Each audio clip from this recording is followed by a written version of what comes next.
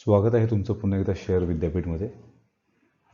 आज आपण swing trading आणि त्याच्या माध्यमातून मिळणारं शॉर्ट टर्म प्रॉफिट आणि त्या संबंधित असलेल्या काही आत्ताच्या घडीला चांगला रिटर्न देऊ शकतील, चांगला फायदा करून देऊ शकतील अशा काही कंपन्यांचा आपण अभ्यास करणार आहोत. ट्रेडिंग म्हटलं की खूप वेळेला इंट्राडे ट्रेडिंग किंवा फ्युचर ऑप्शन्स ह्या प्रकारामध्ये बरेचसे क्लायंट त्यांची प्रिन्सिपल अमाऊंट किंवा त्यांची जी काही गुंतवणूक आहे मुद्दल ती गमावताना आपल्याला लक्षात येतात. तर स्विंग ट्रेडिंग हा प्रकार असा आहे की ह्या कंपन्यामध्ये तुम्ही जर चांगल्या फंडामेंटली मजबूत कंपन्या घेतल्यात आणि त्याच्यामध्ये शॉर्ट टर्म ड्युरेशनसाठी थोड्या छोट्या कालावधीसाठी जसं की 1 महिना 2 महिने तर तुम्ही चांगल्या पद्धतीनं रिटर्न घेऊ शकता. तर आपण याच्यामध्ये आज ज्या कंपन्या करणार आहोत त्या एकामागोमाग एक आपण त्यांचा अभ्यास करूया. पहिली कंपनी आहे ती Khaitan chemical and fertilisers limited. Khaitan chemical and fertilisers limited ही कंपनी सिंगल सुपर फॉस्फेट खते, सल्फ्युरिक ॲसिड आणि त्याचे प्रकार तसेच तेल बियाणांवर प्रक्रिया करणे आणि पवन ऊर्जेची विक्री या व्यवसायांमध्ये काम करते.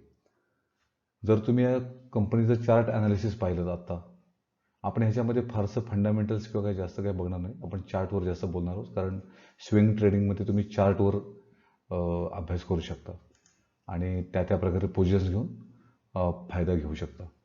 तर खेतान केमिकल जर आत्ताचा त्यांचा जो मार्केट जे त्यांची मार्केट शेअर आहे तो आता आहे 1200 करोडचा आहे.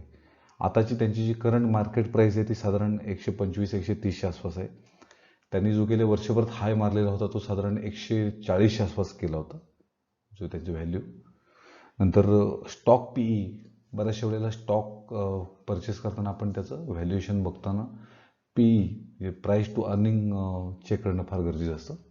तर तो सुद्धा 15 रुपयाच्या आसपास आहे आणि रिटर्न ऑन कॅपिटल एम्प्लॉईड 19 ते 20 रुपयाच्या आसपास आहे आणि रिटर्न ऑन इक्विटी 15 रुपये आहे. तर ओव्हरऑल व्हॅल्युएशन चांगले वाटत आहेत. ही जी आता पोझिशन आहे त्यांची आता इथून बऱ्यापैकी हा स्टॉक अप्पर साईडला जाऊ शकतो कारण गेल्या वर्षभरात इतक्या म्हणजे पॅन्डेमिक किंवा रिसेंटली असलेल्या युद्धाच्या पिरियडमध्ये सुद्धा ह्या स्टॉकनं स्ट्रॉंग कुठेतरी पोझिशन्स दाखवलेल्या आहेत. कुठल्याही प्रकारचा मोठा डिक्लाईन दिलेला नाही आहे. त्यामुळं सध्याची मार्केट कंडिशन सुधारल्यानंतर हा स्टॉक चांगल्या पद्धतीनं अप्पर ट्रेंड दाखवू शकतो. त्यामुळे जसं मी सुरुवातीला म्हटलं स्विंग ट्रेडिंगसाठी महिना 2 महिने किंवा त्याच्यापेक्षा मोठ्या पिरियडसाठी हा स्टॉक तुम्ही तुमच्या पोर्टफोलिओमध्ये ॲड करू शकता. आपण आता ह्याच स्विंग ट्रेडिंगमध्ये दुसरा एक स्टॉक बघूया ज्याचं नाव आहे Jyoti Resins. Jyoti Resins and Adhesive Limited ही सिंथेटिक रेझिन अधेसिव्हची उत्पादक आहे. कंपनी 2006मध्ये लॉन्च झालेल्या युरो 7000 या ब्रँडच्या नावाखाली विविध प्रकारचे लाकूड चिकटवणारे काय म्हणतात त्याला पांढरे गोंद बनवते आणि आता किरकोळ विभागामध्ये म्हणजे छोट्या कंपन्या आहेत त्याच्यामध्ये भारतातील लाकूड चिकटवणारा दुसरा सर्वात मोठा विकला जाणारा हा ब्रँड आहे. तर ओव्हरऑल म्हणजे जसं की आपण फेविकॉल म्हणतो त्याच सेगमेंटमधला हा एक ब्रँड आहे. तर ह्या कंपनीचा जो करंट मार्केट प्राईस आहे ते मार्केट कॅप आहे ते 911 करोडचे आहे. छोटी कंपनी आहे पण ओव्हरऑल त्यांचा जर चार्ट पाहिलात किंवा त्यांचा प्रोग्रेस पाहिलात तर आणि त्यांचे फंडामेंटल्स पाहिले तर मजबूत किंवा ज्या सेगमेंटमध्ये ते लोक काम करतात ही जी कंपनी काम करते ती मी सेगमेंट का म्हणतोय कारण जेव्हा एखादी कंपनीचे प्रॉडक्ट हा मार्केटमध्ये खूप चांगल्या पद्धतीने स्वीकारला जातो तेव्हा त्या कंपनीचा मार्केट शेअर हा आपोआप वाढत जातो आणि जर तुम्ही त्यामध्ये इन्व्हेस्टेड असाल तर डेफिनेटली तुम्ही त्यात प्रॉफिटमध्ये राहू शकता. तर आता ही 911 करोड म्हणजे साधारण 1000 करोडच्या आसपास असलेली कंपनी आहे. आताची त्याची जी मार्केट कॅप आहे ती करंट मार्केट प्राईस आहे ती 2278 म्हणजे साधारण 2300च्या आसपास आहे आणि जर त्यांनी हाय केलेला जो होता गेल्या वर्षभरातला तो होता 2280. पुन्हा एकदा ह्या कंपनीबद्दल मला सांगायला आवडेल की ही कंपनी ॲब्सोल्युटली मधल्या पॅन्डेमिकच्या काळखंडात किंवा आताच्या असलेल्या युद्धाच्या काळखंडामध्ये कुठल्याही प्रकारचं त्यांनी निगेटिव्ह ट्रेंड किंवा कुठल्याही प्रकारचा डिक्लाईन मोठा दाखवलेला नाही आहे. तर हे काही स्ट्रॉंग पॉईंट्स असतात कंपनीच्या दृष्टीनं की एवढ्या पॅन्डेमिक किंवा युद्धाच्या पिरियडमध्ये सुद्धा कंपनीनं मजबूत सिग्नल दिलेला आहे. त्यामुळं आताच्या करंट सिनेरोमध्ये हा स्टॉक ब्ल्यू स्काय झोनमध्ये, म्हणजे कुठेही याला टार्गेट नाही की इथून हा किती वरती जाईल. तर शॉर्ट टर्मसाठी किंवा मोठ्या कालावधीसाठी हा सुद्धा स्टॉक तुम्ही तुमच्या पोर्टफोलिओमध्ये ॲड करू शकता. तिसरा स्टॉक आपण जो याच्यामध्ये पाहणार आहोत तो टेक्नॉलॉजी रिलेटेड आहे. तर रिसेंटली तुम्ही पाहिलं की पूर्ण वर्ल्ड वाईड याच्यामध्ये पेट्रोल किंवा डिझेल यांच्या प्राईस किंवा इव्हन आताच्या CNG प्राईस हाईकमध्ये इलेक्ट्रिक व्हेकल्स ही थीम फार जोरदार पद्धतीनं वर्ल्ड वाईड डिस्कस केलेली तुम्हाला लक्षात येईल. तर KPIT ही कंपनी कुठल्या प्रकारची वाहन तयार करत नाही, सॉफ्टवेअर सोल्युशन्स देणारी कंपनी आहे आणि जागतिक कंपनी आहे वर्ल्ड वाईड. सध्या सर्वात जास्त चर्चेत असलेल्या इलेक्ट्रिक वाहनांना हे डिजिटल सर्व्हिस द्यायचं काम करते. या कंपनीचा सुद्धा जर तुम्ही चार्ट पाहिलात तर हा सातत्यानं अपट्रेंड होता, पण रिसेंटली मोठ्या प्रॉफिट बुकिंगमुळे असेल किंवा इतर काही कारणामुळे असेल ह्या स्टॉकनं बऱ्यापैकी खाली डाऊन ट्रेंड दाखवलेला आहे. आता हा सध्या स्टॉक आहे तो 602 रुपयाच्या आसपास आहे. इथून हा स्टॉक जरी त्यांचा प्रिव्हियस हाय होता साधारण 800च्या आसपास, हा 800चा हाय त्यांनी जो केलेला होता, हा जरी यांनी अचीव केला तरी साधारण 20% ते 30% प्रॉफिट हा स्टॉक देऊ शकतो. यासुद्धा स्टॉकची मार्केट जी साईज आहे ती साधारण 16,000 करोडच्या आसपास आहे. करंट मार्केट प्राईस मगाशी म्हटल्याप्रमाणे 600च्या आसपास आहे. PE थोडा हाय आहे, प्राईस टू अर्निंग रेशो जो असतो तो 65 रुपयाच्या आसपास आहे. थोडंसं महाग व्हॅल्युएशन वाटते आणि रिटर्न ऑन कॅपिटल एम्प्लॉईड 14 रुपयाच्या आसपास आहे आणि रिटर्न ऑन इक्विटी 12 रुपयाच्या आसपास आहे. खूप मोठ्या कालावधीसाठी होल्ड करणार असाल तर हा स्टॉक नक्कीच चांगला आहे. पुन्हा एकदा कुठल्याही प्रकारचा ॲडवाईस नाही किंवा बाय करण्यासाठी कुठलाही तुम्हाला सल्ला दिला जात नाही. तुम्ही तुमचा सुद्धा स्वतःचा स्टडी किंवा तुमच्या ॲडवायझरचा सल्ला घेऊन तुम्ही ह्या 2-3 जे स्टॉक डिस्कस केले त्यांच्यामध्ये पोझिशन्स घेऊ शकता. स्विंग ट्रेडिंगच्या आपल्या ह्या सिरीजमध्ये शेवटचा आपण स्टॉक डिस्कस करणार आहे, ज्याचं नाव आहे गुजरात अल्कलीज.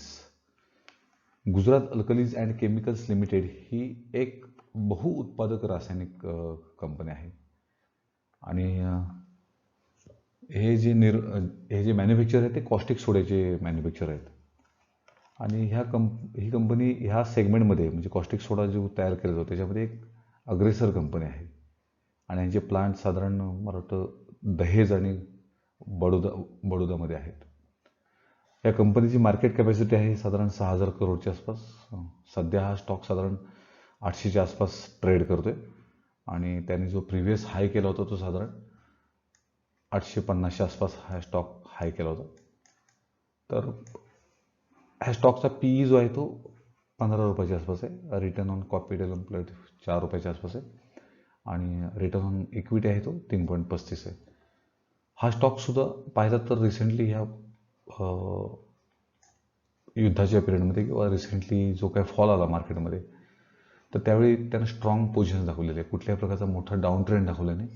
त्यामुळे इथून ज्या प्रकारे हे जे सिग्नल आहेत ते बऱ्यापैकी स्टॉक साऊंड किंवा मजबूत असल्याची दाखवतात. इथून हा स्टॉक वरच्या साईडला 20% 30% राईज देऊ शकतो. त्यामुळं हा स्टॉक तुम्ही तुमच्या पोर्टफोलिओमध्ये घेऊ शकता, अर्थात अभ्यास करून. अजून एक स्टॉक आहे आपल्याकडे शेवटचा, श्री गणेश रेमडीज लिमिटेड.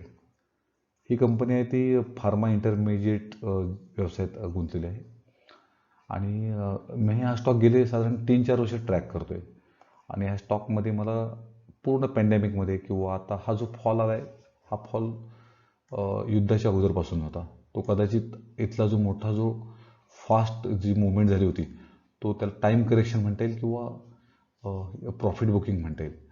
पण ओव्हरऑल स्टॉक हा फारच चांगल्या स्ट्रॉंग पोझिशनला आहे. जसं की त्याची खूप छोटी कंपनी आहे, साधारण 400 करोडच्या आसपास त्याची मार्केट कॅप आहे. सध्याची प्राईस साधारण 305च्या आसपास आहे. या कंपनीनं म्हणजे श्री गणेश रेमडीजनं जो सर्वात हाय केलेला होता ह्या वर्षातला तो 430चा होता. जस्ट इमॅजिन करा, आता 306च्या आसपास स्टॉक ट्रेड करतोय. जर यानं त्याची प्रिव्हियस हाय म्हणजे साधारण 430ची जरी गाठली तरी साधारण हा स्टॉक तुम्हाला 40%च्या आसपास रिटर्न देऊ शकतो. अर्थात पुन्हा एकदा जसं पहिल्यांदा सांगितल्याप्रमाणे कुठल्याही प्रकारे याच्यामध्ये तुम्हाला बाय किंवा कुठल्या प्रकारचा स्टॉक परचेस करण्यासाठी ॲडवाईस केलं जात नाही.